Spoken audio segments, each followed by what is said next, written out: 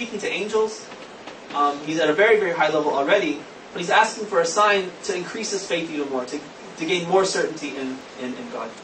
So Allah complies and He gives him that sign.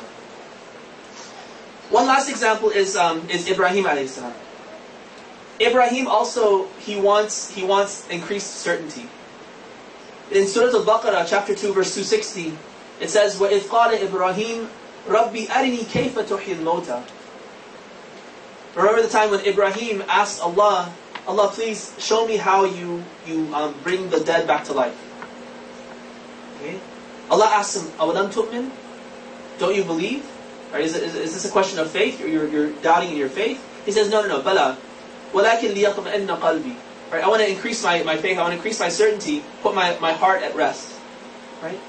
So it's not a question of, I'm not stubborn or I haven't rejected the science from before, I'm 100% with you, I 100% believe you, but I want more certainty. Right? So give me the sign, show me how this works, so that I can feel more certainty. So Allah tells him to take birds. You take 4 different birds, and you the interpretation is different. Some people say he was supposed to cut them up, chop up the birds, and then put them on 4 different mountains, and then call them to him. And when he called them to him, they would all miraculously come together and fly back to him. Allah Ta'ala says that no, he didn't have to chop them up. That wasn't part of the deal. It was simply these 4 birds. He would put them on the mountains, and then when he called them, they would come, to show that that's exactly how God's recreation works. Every molecule, every part of the cosmos is under His command. Is His little bird that's trained to come to Him. All He has to do is say kun, and things are reassembled as He wishes in perfection. Alright, so that's another example of a miracle that was given to somebody when they requested it, and they requested it for a good purpose and a good reason. Okay. So all of that was to help us understand what's happening with this Ma'idah and the disciples of Jesus. And inshallah, it's beneficial in and of itself to see all those miracles and categorize them like that. But the purpose for our discussion is to go back to the disciples and see which of these categories does their particular request and miracle fit into. Right, so obviously, out of the 4 categories, theirs is the last category, where you have a miracle in response to a request. But now, was their request a stubborn request? Because they were hard-headed, or because they didn't believe yet? Or was it a request of Ibrahim and Zakaria, somebody who already had faith and was simply asking for a little bit extra, an extra push to increase their certainty even more? The reason this is an issue is because of the way they ask. Look at their phrase.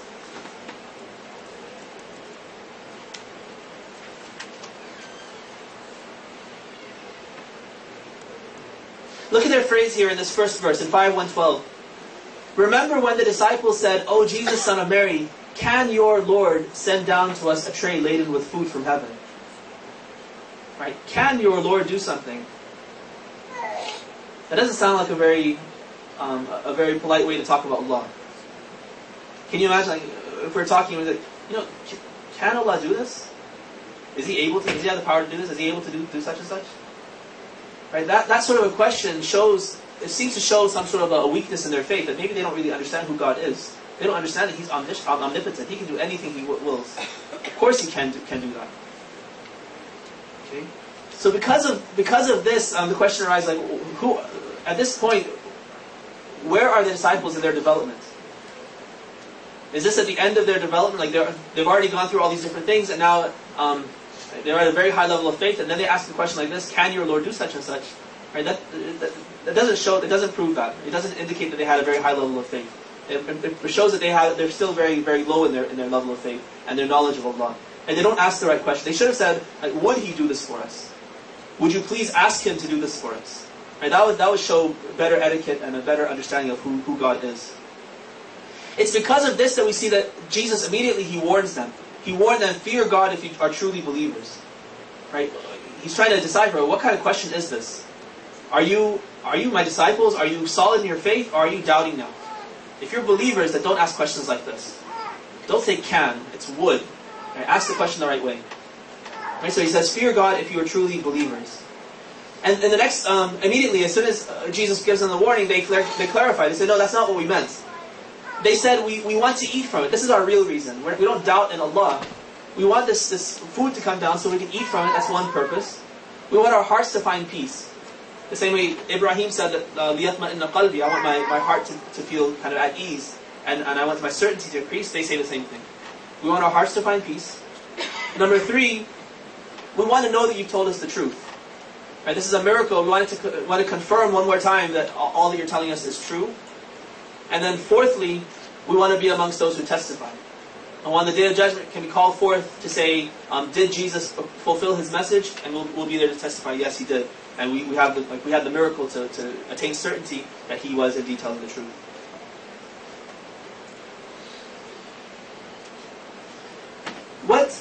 What Jesus does right now, once Jesus has made sure that their intention is good, and that they're not asking the wrong questions or doubting in whether God can do something or not, he basically restates their question, because Jesus is their intercessor between he's the intercessor between them and God. They've asked him to go and in turn ask Allah. That's exactly what we do with shafa'ah, with tawassul. Right? Tawassul is where we kind of make this connection with a saint of God, somebody who's beloved to God, right? A human being usually, and through that human being we try to get closer to God. And so they're trying to do the same thing. Please ask God on our behalf for this thing. We want to see this miracle so we can increase our faith and so forth. What Jesus does, he doesn't just turn around and tell God the same thing they just said, because they asked the wrong question. They phrased it the wrong way because they haven't been trained properly yet. So now Jesus, he reformulates the question, and with his immaculate sort of diction and the way, with his training, his full training that he's received from God, with that he now turns to God and he asks him the right way. Right? So what he's asking Allah directly is the same thing as what the disciples just asked him, but now he's asking it in the right way, with the right beliefs, in a polite way, recognizing who Allah is and what his abilities are, and so forth. And so if we compare their statement with his statement, we see how a dua should be asked as opposed to how we might ask it otherwise. And it's a good lesson for us as well, because sometimes we ask things from Allah, and we ask them the wrong way. Right? And there are etiquettes to how you ask Allah. For instance, you don't want to just go in and immediately say, Allah, here's my list. In my grocery list, I want more money, more food. Right? I have sins, forgive them. Right? That's not the way to pray to Allah. And it's a connection of the heart with Him. You want to praise Him. You want to recognize what He's done for you so far. Thank Him for all those things He's done so far. You want to let Him know that you know who He is and you know who you are. You know that you're nothing compared to Him, and He's everything. You want to let Him know all these things, and let yourself know these things, to develop a connection with Him. And then, after praising the Prophet and the family of the Prophet, then you give your humble request to say, I had these needs. And then you end up praising Him again. You want to sandwich everything with praise of Allah, and establish this connection with Him before you offer or ask your prayers from Him.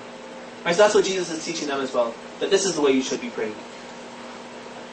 So let's look at his restatement is like this. He turns to God and he says, Oh God, Oh Lord. This is the only place in the Quran where a dua is asked like this. All the other du'as in the Quran are just Rabbana. Right? Every dua of every prophet is either Rabbi or Rabbana. Right? So Isa, this is the only dua that we have where he says Allahumma Rabbana. He uses the word Allahumma as a way to pray to Allah.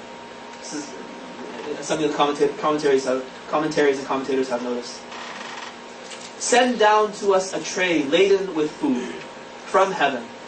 Right? So there's no question about can you please? Right? That's not the way to ask Allah. Of course He can. You assume that He can because you know He can do everything. So we don't have to say would you please or can you. You beg Him and say please do this. Yeah. So he just makes his request.